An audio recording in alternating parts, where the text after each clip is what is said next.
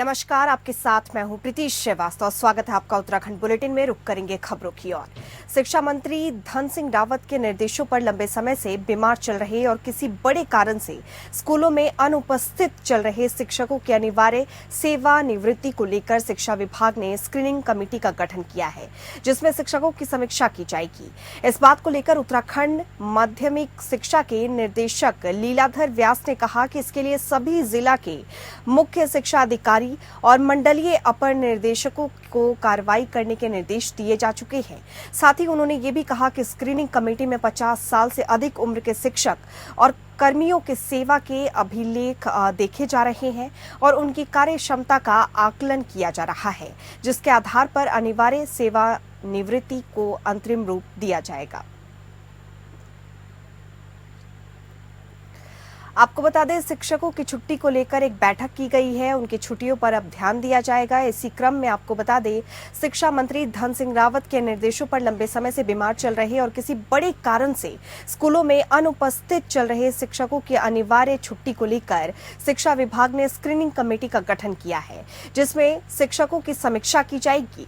इस बात को लेकर उत्तराखंड माध्यमिक शिक्षा के निर्देशक लीलाधर व्यास ने कहा है कि इसके लिए सभी जिलों के मुख्य शिक्षा अधिकारी और मंडलीय अपर निर्देशकों को कार्रवाई करने के निर्देश दिए जा चुके हैं।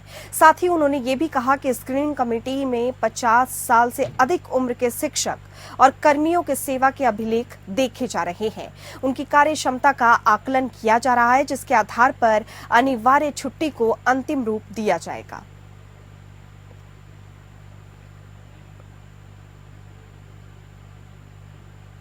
उत्तराखंड में सीमा सुरक्षा को लेकर सौगात मिल चुकी है और आपको बता दें, राज्यसभा सांसद और बीजेपी प्रदेश अध्यक्ष महेंद्र भट्ट ने केंद्र सरकार का आभार जताया है। महेंद्र भट्ट का कहना है कि बीआरओ के माध्यम से बनने वाली सड़कों से अब उत्तराखंड की सीमाएं और ज्यादा सुरक्षित हो जाएंगी।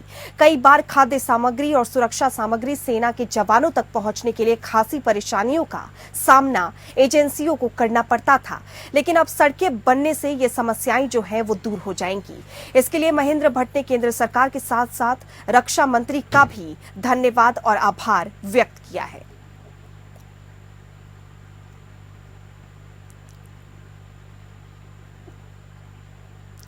आपको बता दें, उत्तराखंड में सीमा सुरक्षा को लेकर सौगात मिल चुकी है और राज्यसभा सांसद और बीजेपी प्रदेश अध्यक्ष महेंद्र भट्ट ने केंद्र सरकार का आभार जताया है।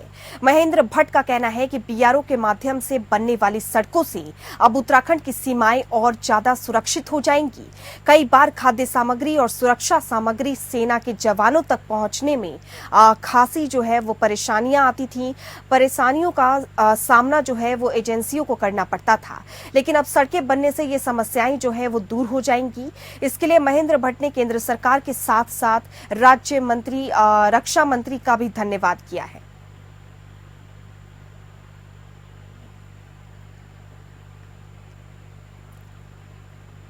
केदारनाथ उपचुनाव के लिए भाजपा और कांग्रेस दोनों राष्ट्रीय दलों ने अपनी तैयारी जो है वो तेज कर दी है। उत्तराखंड कांग्रेस के केदारनाथ उपचुनाव के लिए पर्यवेक्षकों की नियुक्ति कर दी गई है। कांग्रेस महिला प्रदेश अध्यक्ष ने कहा कि कांग्रेस का हर कार्यकर्ता केदारनाथ चुनाव के लिए पूरी तैयारी के साथ जनता के बीच जा रहा है और कांग्रेस के लिए कार्य कर रहा है। कांग्रेस महिला मोर्चा भाजपा की उन कार्य को जनता के बीच में रख रहे हैं जो प्रदेश की जनता को गढ़ने का काम किया है। प्रदेश की जनता जान चुकी है कि क्षेत्र का विकास जो है वो सिर्फ कांग्रेस ही कर सकती है।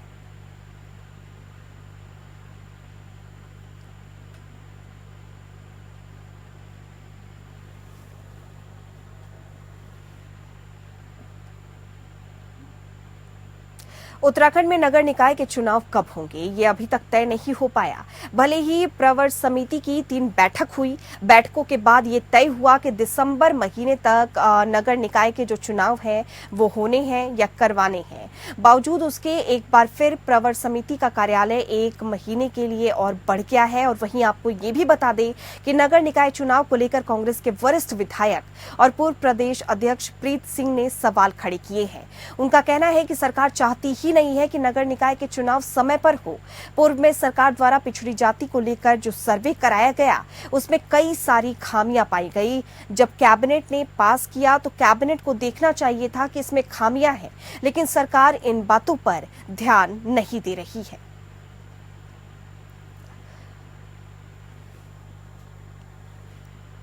आपको बता दें, उत्तराखंड में नगर निकाय के चुनाव कब होंगे ये अभी तक तय नहीं हो पाया है। भले ही प्रवर समिति की 3 बैठक हुई, बैठकों के बाद ये तय हुआ कि दिसंबर महीने तक नगर निकाय के जो है चुनाव हो जाएंगे। बावजूद उसके एक बार फिर से प्रवर समिति का कार्यकाल 1 महीने के लिए और बढ़ा दिया गया है। वहीं नगर निकाय चुनाव को लेकर कांग्रेस के वरिष्ठ विधायक और पूर्व प्रदेश अध्यक्ष प्रीत सिंह ने सवाल खड़े किए हैं। उनका कहना है कि सरकार चाहती ही नहीं है कि नगर निकाय के जो चुनाव हैं वो समय पर हो। पूर्व में सरकार द्वारा पिछड़ी जाति को लेकर सर्वे कराया गया था, उसमें कई सारी खामियां पाई गई थी और इसे कैबिनेट ने पास किया तो कैबिनेट को देखना चाहिए था कि इसमें खामियां हैं, लेकिन सरकार इन बातों पर ध्यान ही नहीं दे रही है।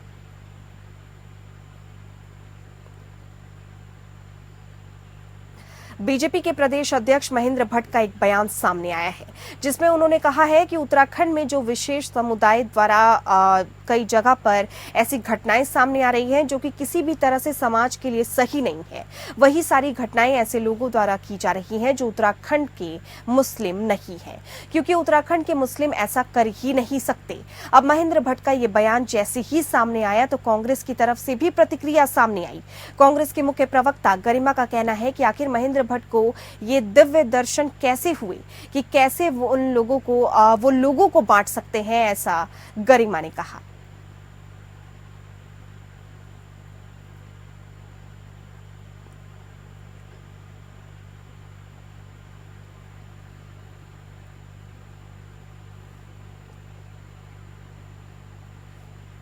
जनपद पौड़ी में लगातार बढ़ रहे महिला अपराध पर अंकुश लगाने के लिए अब जनपद पुलिस ने कमर कस ली है। आपको बता दें, इसको लेकर महिला पुलिस द्वारा विद्यालय के खुलने और बंद होने के समय में छात्राओं से मुलाकात कर रहे उन्हें जागरूक किया जा रहा है और इसी दौरान छात्रों की समस्या को जो है वो सुना जा रहा है। आपको बता दें, पिंक यूनिट रूबरू हो चुकी है और एसएसपी पौड़ी लोकेश्वर सिंह ने बताया है कि जनपद में महिला अपराध को अंकुश लगाने को लेकर जनपद पुलिस द्वारा लगातार प्रयास जो है वो किए जा रहे हैं। उन्होंने कहा कि इसके मद्देनजर जनपद की पिंकी यूनिटी पुलिस द्वारा महिलाओं से संबंधित अपराधों के संबंध में बालिकाओं को विद्यालयों में जाकर जागरूक किया जा रहा है।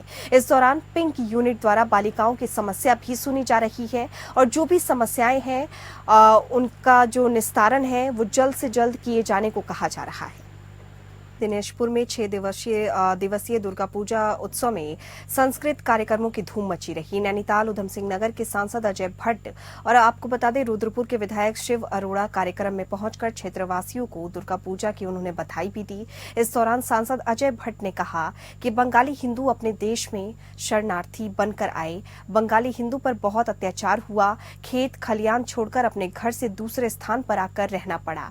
मैं बंगाली समाज के अनुसूचित जाति की मांग को संसद में मैंने उठाया और उन्हें अनुसूचित जाति मिलनी चाहिए। एक ना एक दिन अवश्य अनुसूचित जाति का दर्जा बंगाली समाज को जो है मिलेगा।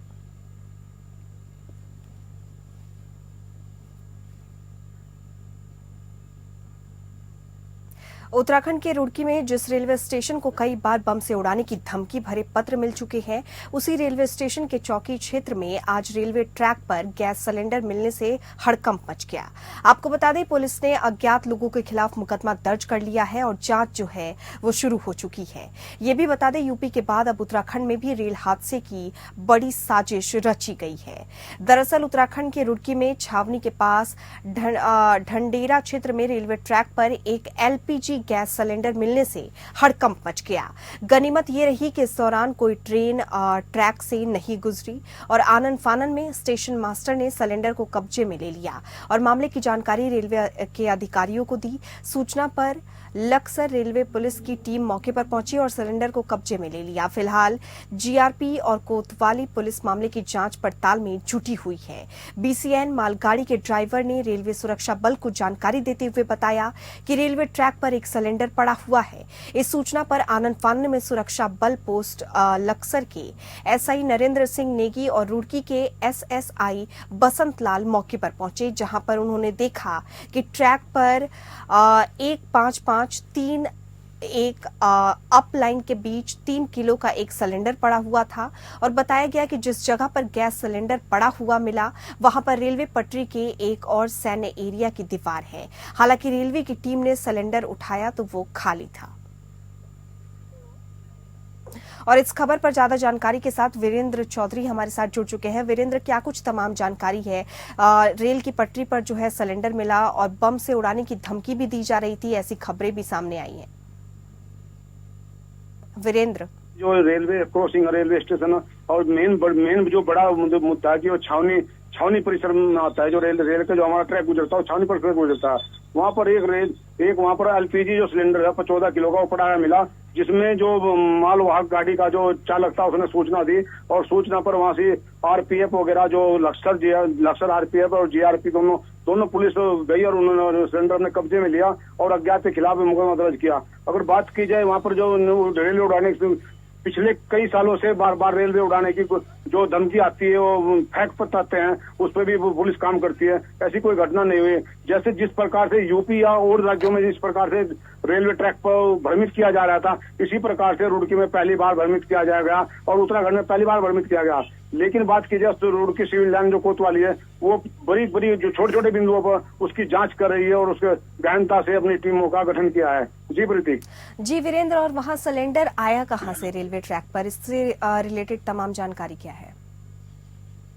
ये जांच का विषय, क्योंकि इसमें जो पुलिस है हमारी एजेंसी है वो उस पर मेन चीज इस पे कर रही है। जो वहाँ पे सीसीटीवी कैमरे नहीं लगे हुए हैं स्टेशन पर? आया कहाँ से है वीरेंद्र? सीसीटीवी कैमरे नहीं है क्या वहाँ पे? जी प्रति अगर बात की वहाँ पर जो सीसीटीवी कैमरे उसके करीब 1 किलोमीटर तक नहीं है। उससे जो रोड के सीसीटीवी कैमरे हैं उनसे देखा जा रहा है कि इस प्रकार का जो कोई वाहन गुजरा है या कोई सिलेंडर लेकर गुजरा है तो वो कौन हो सकता है, और जो उसकी लोकेशन ट्रैक की जा रही है। हमारी जो पुलिस फोर्स है उत्तराखंड वो उसमें छोटे बिंदुओं पर काम कर रही है। जी प्रीति। जी वीरेंद्र, तमाम जानकारी के लिए आपका बहुत धन्यवाद। रुद्रपुर के भूड़ारानी में शराब की दुकान न खोलने को लेकर ग्रामीणों में आक्रोश देखने को मिला है, जिसके चलते ग्रामीण द्वारा महिलाओं के साथ उधम सिंह नगर जिलाधिकारी कार्यालय पहुंचकर ज्ञापन सौंपा। ग्रामीणों का कहना है कि अपने घर आने जाने के लिए शांति विहार छतरपुर मार्ग का उपयोग करते हैं और उस मार्ग पर ही अंडरपास स्वीकृत है। अंडरपास के पास ही अंग्रेजी शराब की दुकान खोली जा रही है। दुकान के आसपास नशे का सेवन करने वाले और आपराधिक किस्म के लोग का जो है वहां पे वो जमा होते हैं, जमावट रहता है और जिससे कभी भी कोई अप्रिय घटना होने की संभावना बनी रहती है। महिलाओं को रास्ते में आने जाने में असुविधा का सामना करना पड़ेगा और बच्चों पर भी बुरा प्रभाव पड़ेगा, जिससे जो है बच्चों के भविष्य पर असर पड़ सकता है। आपको बता दें महिलाओं की सुरक्षा को लेकर कड़ी वहां पे सुरक्षा की जा रही है। अंडरपास के पास जो है एक अंग्रेजी शराब की दुकान खोली जा रही है, जिसको लेकर वहां की महिलाओं ने शिकायत की है कि बच्चों के भविष्य पे जो है काफी ज्यादा इसका असर पड़ेगा और वहां से वो रात में गुजरती हैं, आने जाने में उन्हें परेशानी होगी। कई तरीके की जो घटनाएं हैं वो सामने आ सकती हैं। अंग्रेजी शराब की दुकान जो है वहां पे खोली जा रही है और दुकान के आसपास नशे का जो है सेवन करने वाले और आपराधिक किस्म के लोगों का वहां पे जमावट रहता है, जिससे कभी भी कोई अप्रिय घटना होने की संभावना बनी रहती है। महिलाओं को रास्ते में आने जाने में असुविधा का सामना करना पड़ता है और करना पड़ेगा, ऐसा भी वो कह रही हैं। बच्चों पर भी इसका बुरा प्रभाव पड़ेगा, जिससे बच्चों का जो भविष्य है वो खराब हो सकता है। पचवादून के सहसपुर में सभावला क्षेत्र में 3 नकाबपोश बदमाशों ने एक बुजुर्ग महिला को बंधक बनाकर लूट की वारदात को अंजाम दिया। आपको बता दें, जब बुजुर्ग सुबह मॉर्निंग वॉक के लिए निकल रहे थे तो उसी वक्त 3 नकाबपोश बदमाशों ने उन्हें घेर लिया और मुंह बंद कर लूटपाट करने की कोशिश की। साथ ही बीच बचाव में आई एक महिला को भी नकाबपोश बदमाशों ने बंधक बनाने की कोशिश की है, लेकिन उसके चिल्लाने की आवाज सुनकर आसपास के लोग इकट्ठा होने लगे, जिसके चलते बदमाश अपनी कोशिश में कामयाब नहीं हो पाए और लोगों को आता देखकर फरार हो गए। घटना का एक सीसीटीवी फुटेज भी सामने आया है, जिसमें नकाबपोश बदमाश घटना को अंजाम देते हुए नजर आ रहे हैं। घटना की सूचना पर सहसपुर थाना पुलिस ने सीसीटीवी कैमरे से बदमाशों का फुटेज जो है वो निकाल लिया है, जिससे बदमाशों के स्केच जो है वो तैयार किए जाएं और मामले की गंभीरता को देखते हुए सहसपुर थाना पुलिस ने बदमाशों के खिलाफ संबंधित धाराओं में मुकदमा जो है वो दर्ज करा लिया है और जांच पड़ताल जो है वो शुरू हो चुकी है। और इसी के साथ उत्तराखंड बुलेटिन में फिलहाल इतना ही। नमस्कार।